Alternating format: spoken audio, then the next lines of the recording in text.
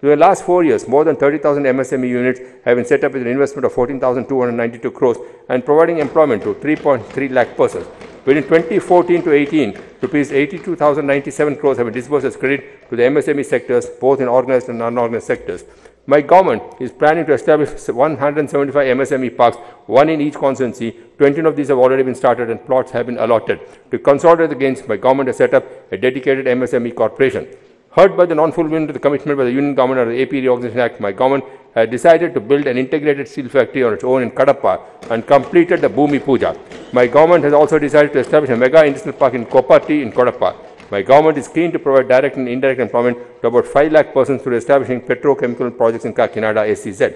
My government has attracted several marque companies across the sectors of automotive, food processing, textiles and pharmaceuticals.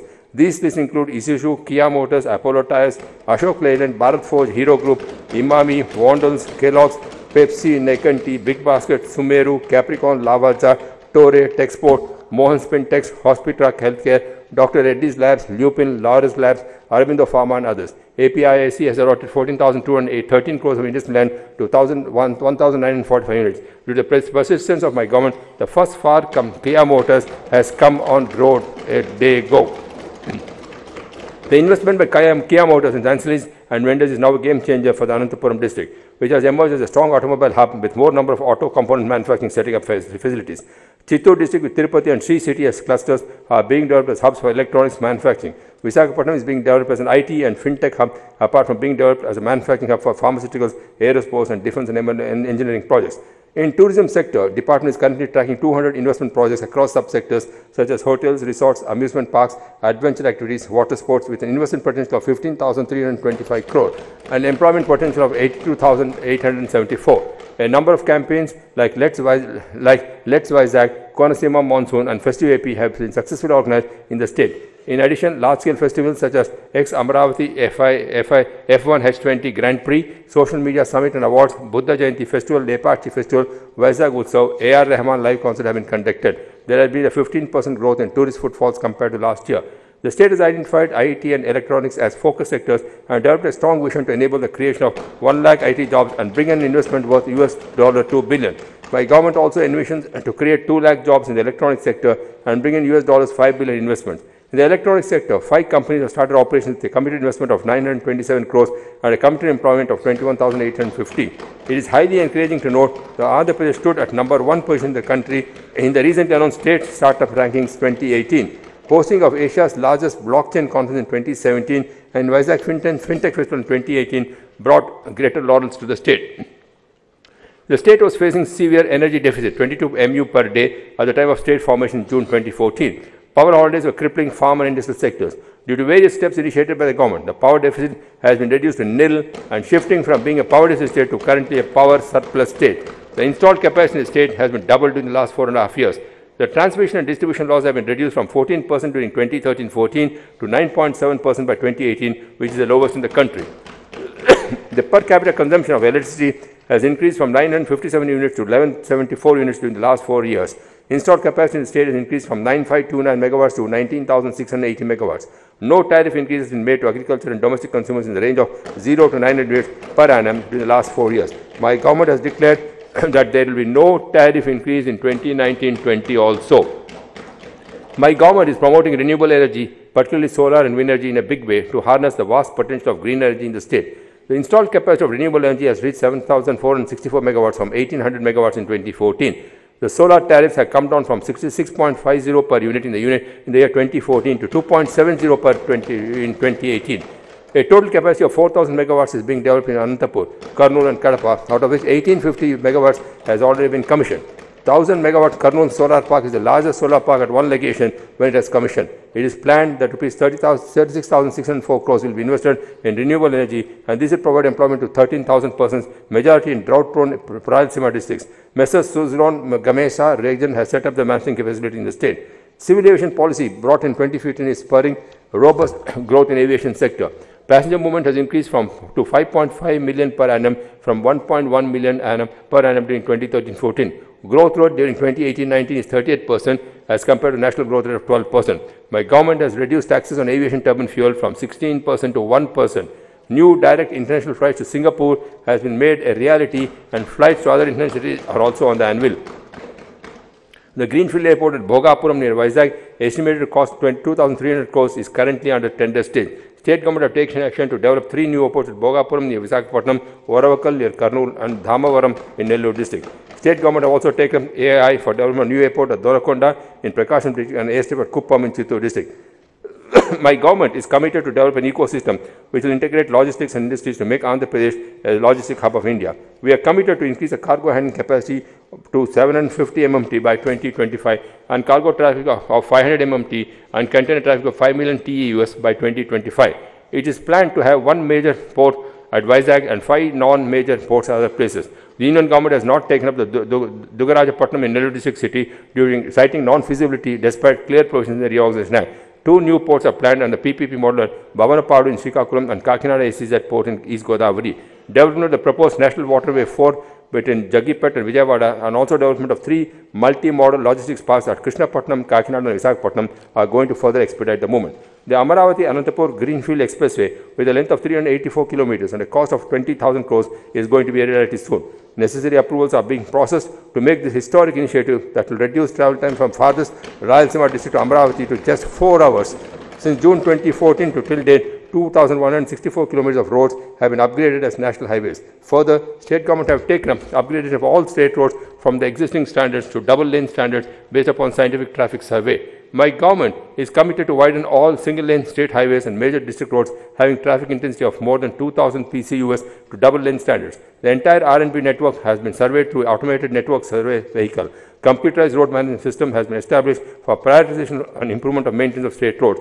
The total length of state roads is being maintained in pothole-free condition through annual maintenance and urgent repairs. The Kakinada-Srikakulam Industrial Gas Pipeline, a joint venture of GAIL and APIC and AP Genco, will be completed by end of 2019. My government is planning to lay the natural gas grid in all the 13 districts of AP. As part of the fiber grid project, 6 lakh households and enterprises in 4,000 villages across 620 mandals are being provided the triple play services which support 15 Mbps internet connection with 250 plus channels and 3 telephones at a cost of 149 per month to each household. Laying of optical fiber is over the electric poles of 24,000 kilometers, just 10% of the underground network cost. As we are all aware, the success state of VAP was without a capital, and due to loss of Hyderabad, the state government suffered loss of revenue and lost major capital metropolis. In a historic manner, 28,074 landowners have given 34,010 acres of land towards land pooling scheme. Under the land pooling scheme, landowners are provided 25 to 30% of land pooled to the CRDA as a completely developed plot with all utilities in the urban neighborhood. It is by far the largest ever social inclusive development anywhere and anytime in the history across the globe.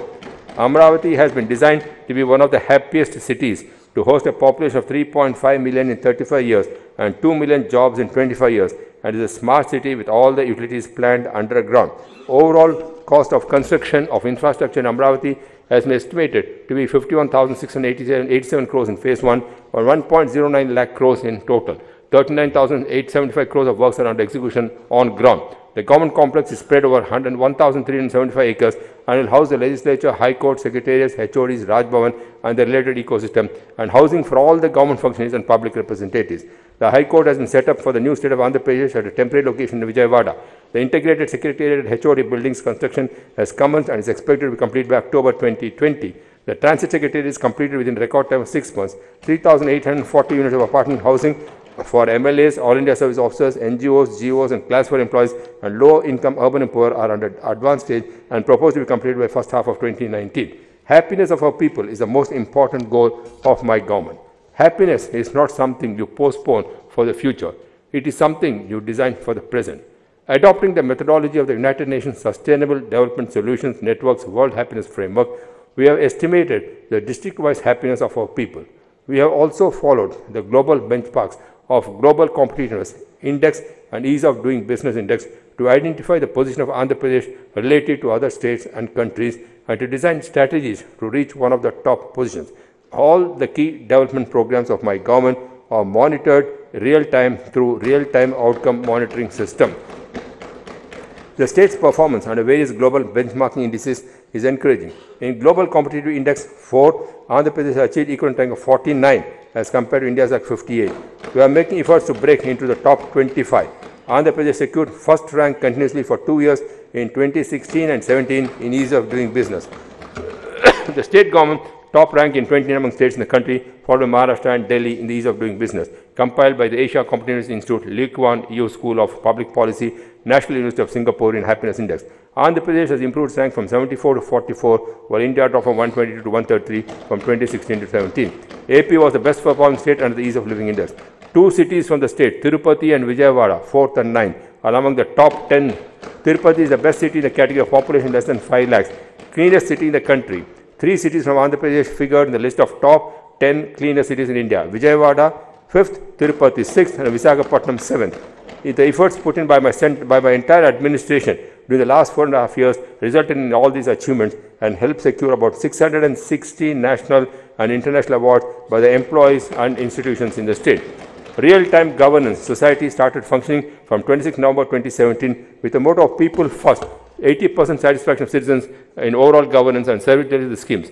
Real-time governance is the first of its kind initiative by the government to enable changes in governance, public administration and management by leveraging the tools of e-governance, technology and electronic communication. Real-time governance has established a first of its kind Parikshara Vedika 1100, a grievance redressal cell and center and a communication platform. Government of Andhra Pradesh through Real-Time Governance Society collects real-time feedback from citizens, beneficiaries on the quality of services and benefits they have availed. RTGS does satisfaction surveys with beneficiaries to assess the satisfaction of citizens in the implementation of programs and schemes.